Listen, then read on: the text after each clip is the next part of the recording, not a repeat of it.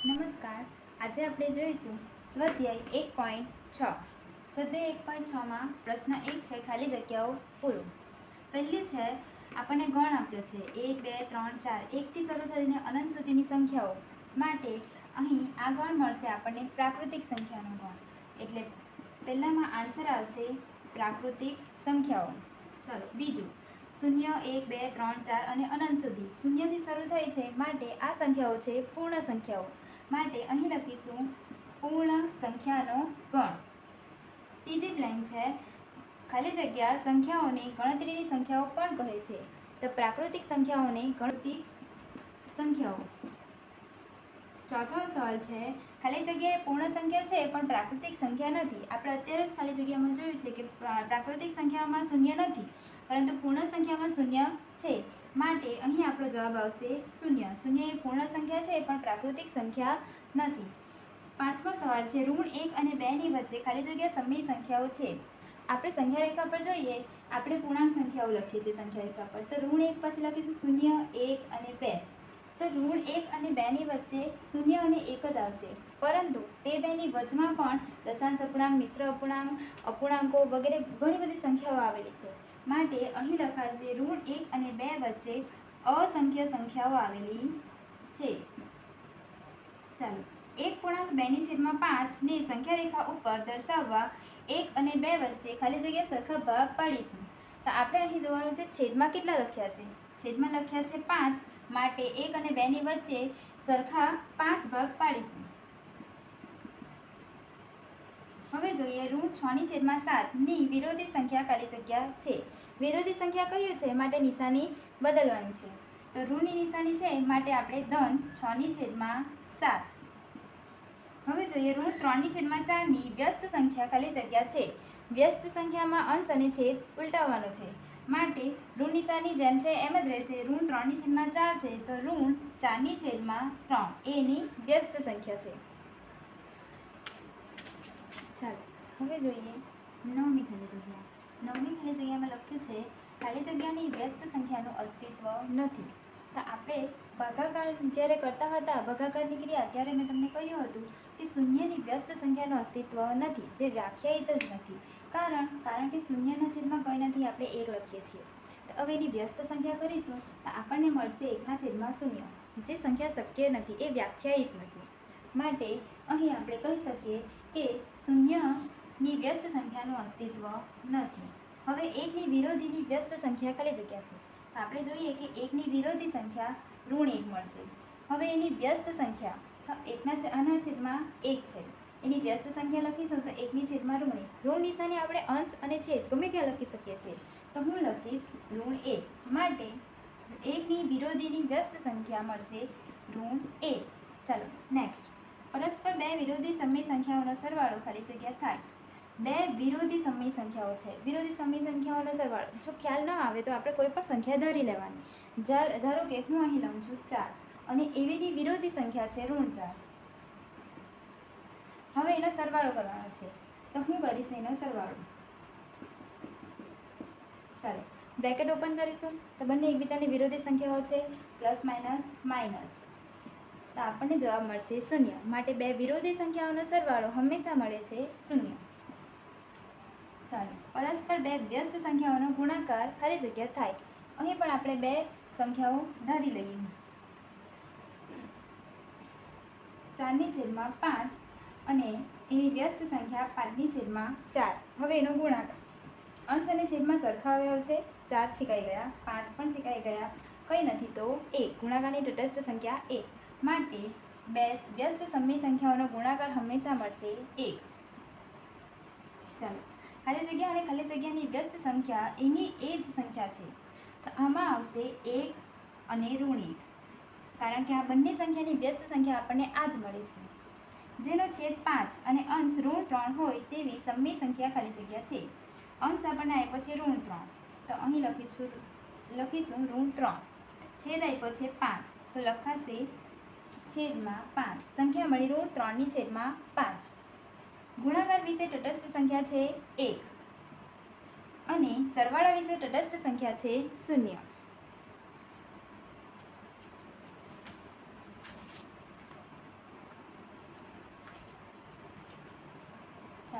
17મી ખાલી જગ્યા, બે સંખ્યાઓનો ગુણાકાર 1 હોય તો તે બે સંખ્યાઓ પરસ્પર ખાલી જગ્યા હોય.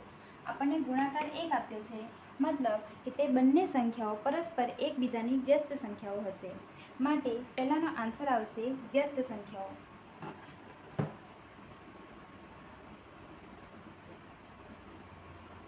ચાલો, બે સંખ્યાઓનો સરવાળો 0 હોય તો તે બે સંખ્યાઓ પરસ્પર ખાલી જગ્યા હોય. અહીં આપણને આપ્યો છે સરવાળો 0, મતલબ કે આપણી 0 એ કોની સરવાળા વિશે તટસ્થ સંખ્યા છે 0, માટે બે સંખ્યાઓ આપણને વિરોધી સંખ્યાઓ હશે, તો જ આનો જવાબ આપણો 0 આવે. માટે વિરોધી હોય. ચાલો, 3/11 વત્તા ખાલી જગ્યા બરાબર 0. તો 0 આપણને જવાબ ક્યારે મળે છે? જ્યારે પરસ્પર વિરોધી સંખ્યાઓ હોય છે ત્યારે. માટે અહીં 1/11 ની વિરોધી સંખ્યા છે -3/11. -4/5 ગુણ્યા ખાલી જગ્યા બરાબર 1. ગુણાકારની તટસ્થ સંખ્યા 1 છે. આપણને જોયું છે અહીં કે ગુણાકાર 1 ક્યારે મળે છે? જ્યારે પરસ્પર વ્યસ્ત સંખ્યાઓ હોય ત્યારે. માટે અહીં જોઈએ તો -4/5 ની વ્યસ્ત સંખ્યા છે -5/4. ચાલો, હવે જોઈએ પ્રશ્ન 2. પ્રશ્ન 2માં આપણને વિકલ્પો પણ આપ્યા છે. આપણે એમાંથી જ જવાબ લખવાની જરૂર છે. પહેલો સવાલ છે -3/4 એ ખાલી જગ્યા સંખ્યા છે. પ્રાકૃતિક સંખ્યા તો 1 થી શરૂ થાય છે. પૂર્ણ સંખ્યાઓ 0 થી શરૂ થાય છે. માટે આપણો જવાબ આવશે જે આપણા લેસનનું નામ છે, સમય સંખ્યાઓ. પહેલામાં લખીશું સમય સંખ્યાઓ. બીજી ખાલી જગ્યા આપી છે -2.5 એ ખાલી જગ્યા સંખ્યા છે. આ પણ આપણી સમય સંખ્યા છે, દશાંશ અપૂર્ણાંક છે અને તેનો સમાવેશ પણ સમય સંખ્યાઓમાં થાય છે. માટે એ આપણી સમય સંખ્યાઓ છે. ચાલો, ખાલી જગ્યાએ -2.1/2 કરતાં નાની સંખ્યા છે. આ ઋણ સંખ્યા છે, -2 પૂર્ણાંક આપ્યા છે. ઋણ સંખ્યાઓમાં ડાબી તરફ જઈશું તો આપણને નાની સંખ્યાઓ મળશે. એનો મતલબ કે -2 પછી -3, -4, -5 તરફ જઈશું તો આપણને નાની સંખ્યા મળશે. અહીં છે પહેલો ઓપ્શન -5. -5 ડાબી તરફ છે અને -2ની, માટે એ એનાથી નાની સંખ્યા છે. -1 તો એના જમણા તરફ છે અને આ તો ધન સંખ્યા છે, એ તો એનાથી પણ મોટી છે. માટે આપણો જવાબ આવશે -5.1/2. ચાલો, -3.1/3 અને -1.1/3 વચ્ચે ખાલી જગ્યા સમય સંખ્યાઓ છે. તો આપણને જ્યારે પણ કોઈ પણ બે સંખ્યાની વચ્ચેની સમય સંખ્યાઓ પૂછે તો આપણે અસંખ્ય લખવાનું. વચ્ચે બહુ બધી સંખ્યાઓ આવે છે, આપણે જેટલા ભાગ પાડીશું એટલી એની સંખ્યાઓ મળશે. માટે અહીં જવાબ આવશે અસંખ્ય. ખાલી જગ્યાએ સમય સંખ્યાઓ સંખ્યા રેખા ઉપર શૂન્યની ડાબી બાજુ આવેલ છે. આપણને ખબર છે શૂન્ય વચ્ચે છે, શૂન્યની જમણી તરફ ધન અને ડાબી તરફ ઋણ સંખ્યાઓ છે. તો આપણો જવાબ આવશે ઋણ સંખ્યાઓ. ચાલો, -2.1/4 ની વ્યસ્ત સંખ્યા ખાલી જગ્યા છે. વ્યસ્ત સંખ્યા કરવા કીધું છે, આપ્યો છે મિશ્ર અપૂર્ણાંક, તો આપણે એને અપૂર્ણાંકમાં ફેરવીશું. તો 4 અને 2 નો ગુણાકાર 4 દુ 8 અને 1 નો એની સાથે સરવાળો 8 અને 1 9. તો આ થશે આપણી સંખ્યા 9/4. પરંતુ ઋણ આપી છે તો ઋણ 9/4 અને તેની વ્યસ્ત સંખ્યા આપણને મળશે √4/9.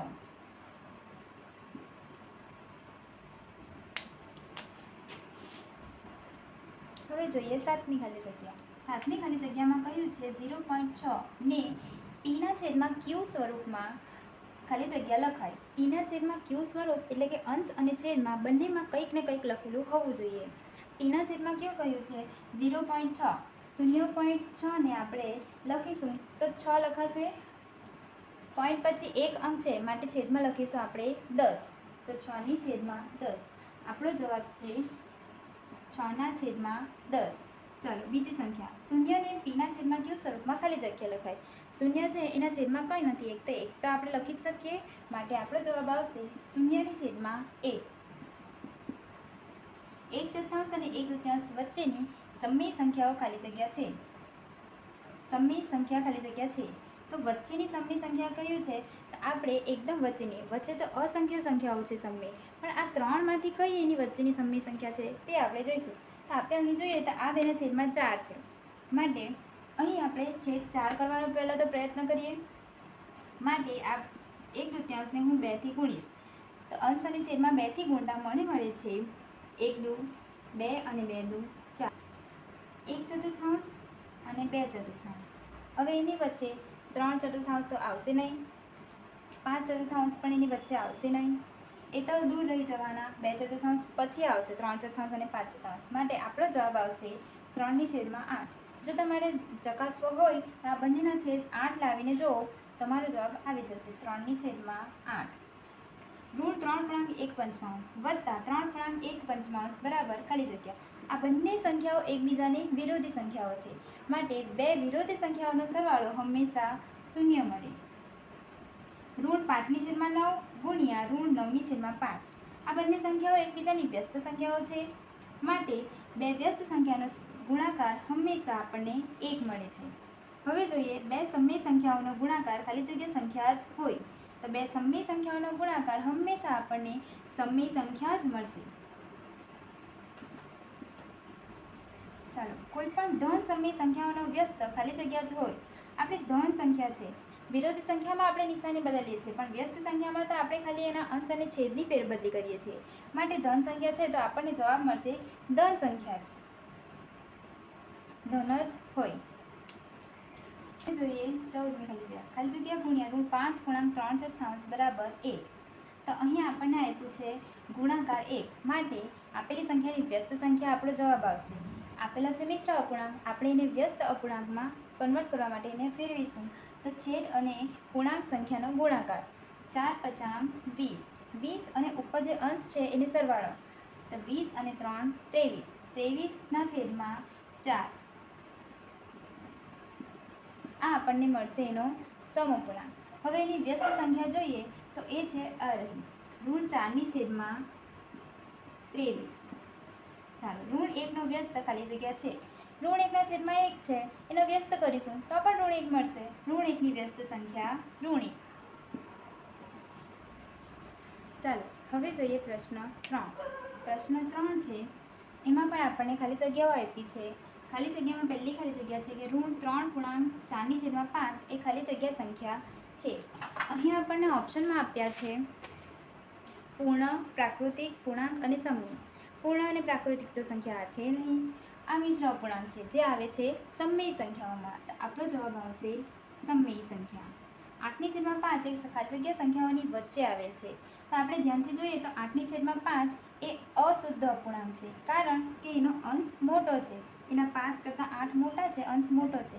તો આપણે એને મિશ્ર અપૂર્ણાંકમાં ફેરવીએ તો 8/5, 5 એકુ 5, શેષ થશે 3, માટે 1/3/5. આ સંખ્યા છે એક પૂર્ણાંક. તો 1ના પછીની સંખ્યા આવશે એ કોની વચ્ચે આવશે? 1 અને 2ની વચ્ચે. તો એ સંખ્યા આવશે 1 અને 2ની વચ્ચે આવેલી હશે. ઋણ 1/2/5 ને p/q સ્વરૂપમાં ખાલી જગ્યા લખાય. ચાલો, તો આને આપણને મિશ્ર અપૂર્ણાંક છે તો આપણે એને અશુદ્ધ અપૂર્ણાંકમાં ફેરવવાનો છે. તો આપણે છેદ અને પૂર્ણાંક સંખ્યાનો ગુણાકાર 5 × 1 5 એકુ 5, અંશનો સરવાળો 5 અને 2 7. તો લખાશે 7/5. નાવ 2.3ની વિરોધી વ્યસ્ત સંખ્યા ખાલી જગ્યા છે. 2.3ની વિરોધી સંખ્યા ઋણ 2.3 અને એની વ્યસ્ત સંખ્યા લખીશું તો ઋણ 23. આ સંખ્યા છે ઋણ 23 અને છેદમાં પોઈન્ટ પછી એક અંક છે તો 10. એની વ્યસ્ત સંખ્યા થશે ઋણ 10/23. ચાલો, 2/11ની વ્યસ્ત, 2/11 છે એની વ્યસ્ત 11/2. હવે એની વિરોધી સંખ્યા તો ઋણ 11/2. 2/3 વત્તા 3/4 બરાબર 3/4 વત્તા 2/3 એ સમય સંખ્યાઓના સરવાળા વિશે ખાલી જગ્યા ગુણધર્મ દર્શાવે છે. તો આપણે અહીં જોઈશું કે વચ્ચે નિશાની સરવાળાની છે. અહીં બંને સંખ્યાઓનો ક્રમ બદલેલો છે, માટે આ સરવાળા વિશે ક્રમનો ગુણધર્મ છે. તો જવાબ આવશે ક્રમનો ગુણધર્મ.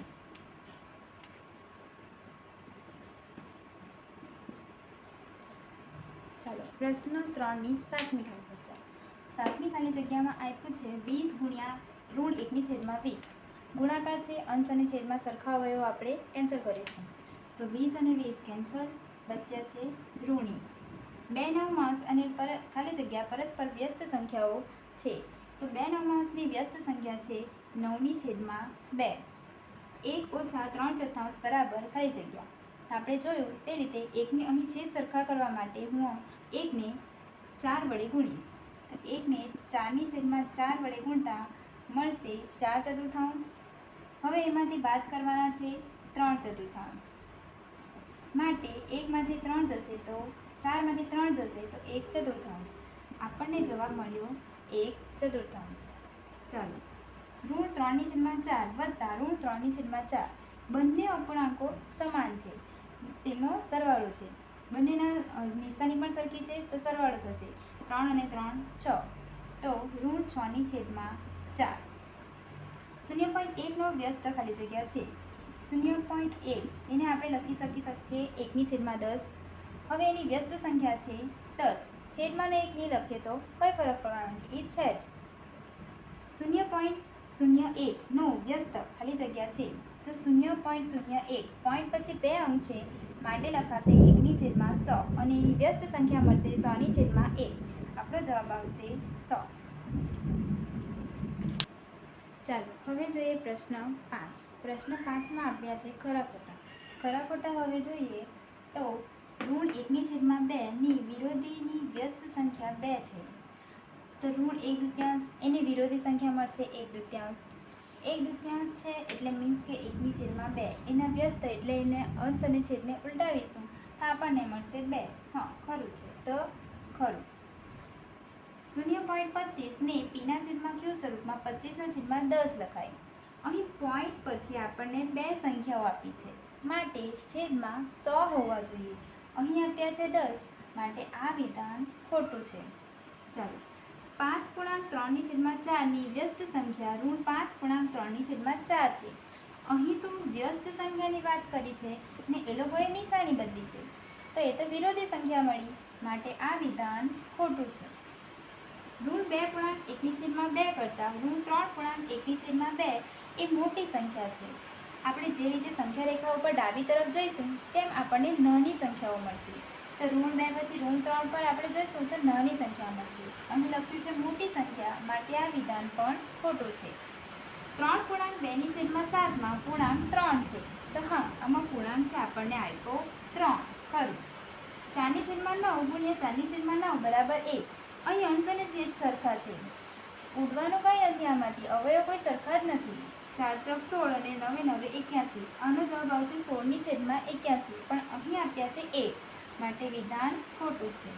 ઋણ 5/11 ગુણ્યા 5/11. અહીં પણ ગુણાકાર આપ્યો છે. બંને સંખ્યાઓ સરખી આપી છે. 5 × 25 અને 11 ને 11 121.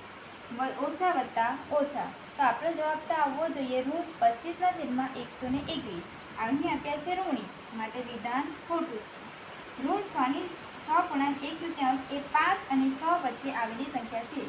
સંખ્યા આપી છે ઋણમાં અને કહ્યું છે 5 અને 6 ની વચ્ચે, તો વિધાન ખોટું છે. આ સંખ્યા તો ઋણ 6 અને ઋણ 7 ની વચ્ચે આવશે.